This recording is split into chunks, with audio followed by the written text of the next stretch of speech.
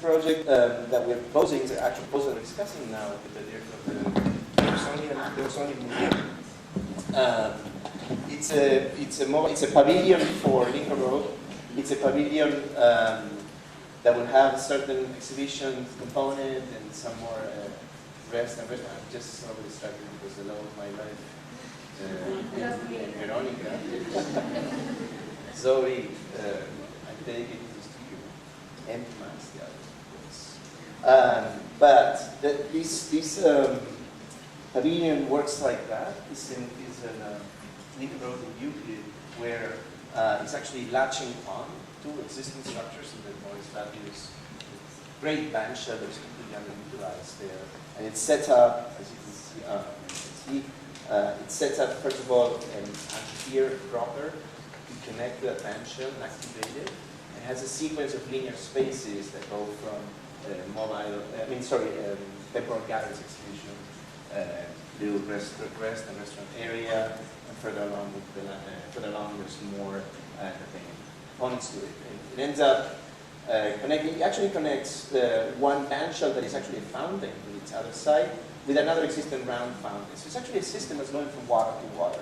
So there's all these opportunities that we envision that the work could evolve to, even though we don't know how to do it yet, right? Of course, you have NIST, who actually has the potential to become an infrastructural provider, an enhancer, environmental enhancer, but we don't know how do we get to. Definitely would like to see it evolving that way. It's kind of setting up the conditions to be able to work intelligently in that way. Hopefully. This is, by the way, on the right, on the yellow part, how our screen looks like every time. And so it's really difficult to do this one. I don't know why the hell we try to do it, but it's really exciting also to get into that, to actually be part of that journey, to feel it as you're working. That's why I really like seeing Pablo and Mariana today as we're feeling working with our instruments. Because when we work with our instruments, that is the pleasure of it. And also the difficulty and the struggle and the frustration. But there is even, just to go back to that relationship with what music that was played.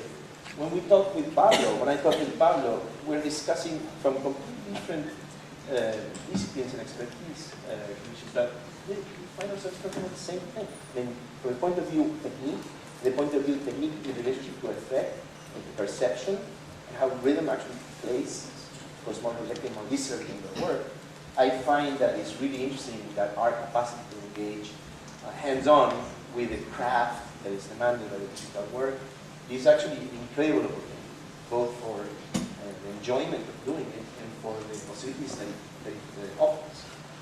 So this project basically operates like this, and it ends up with those tower-like elements, which again will be opportunities for rain collection. Besides being sculptures, they have the ability to be activated in all sorts of ways. The solar collectors that you see, they would be with these cells.